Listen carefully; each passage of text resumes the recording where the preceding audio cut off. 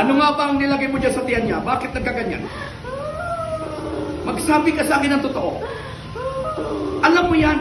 Alam niya. Ha? Angel of the Lord, sige, pakantahin mo ito. Para magsalita ito. Latiguhin mo pa, Angel of the Lord. Pagbilang mo ng 3. 1, 2, 3, no! Latiguhin mo! Ah! Hey! Sabi kasi. Sige, lakasan! Oh, Angel of the Lord, stop! Stop, Angel of the Lord. Ngayon, anong nilagay mo dyan sa tiyan? Bakit lumaki yan? Suso. Ha? Suso. Suso? Dagat din. Suso, uhol. Tanggalin mo! Ilang piraso nilagay mo sa suso dyan? Madami. Dami. Tanggalin Kaya mo, pala Jess. natagalan. Grabe ka. Bakit mo naman ginawa yan? Pinagutos na kasi. Alam ko kilala mo yung nag-utos sa'yo. Kilala niyan?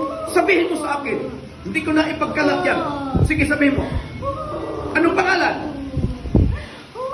Ay, ikaw mahirapan. Latigin mo, Angel. Latigin mo.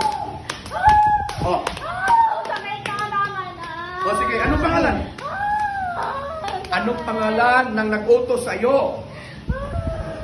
Biro mo 2,000 lang ang ibinayad sa'yo, tapos ganyan ang gagawin mo. Maawa ka naman. Kapatid siyang tao.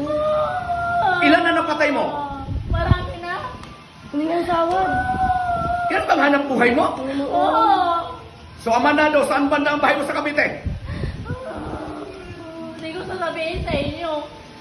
Ngayon, Angel of the Lord, puntahan mo ang bahay ni Amanado.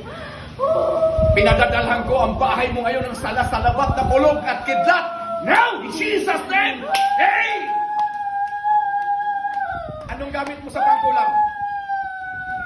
Anong gamit mo sa pangkulam? Ha? Anong gamit mo? Sing. Ha? Sing. Sing-sing. Oo. Ano pa? Gunting. Gunting. Ano pa? Karayo. Karayom. Ano pa?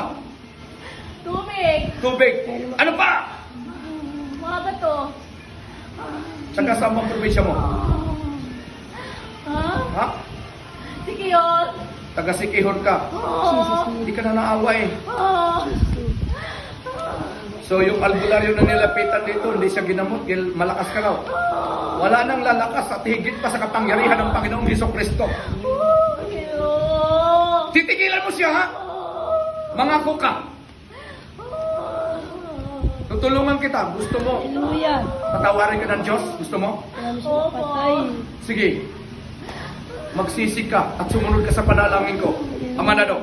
Ha? Oo. Patatawarin ka ng Panginoon. Hallelujah. Hanap buhay mo yan. Oo.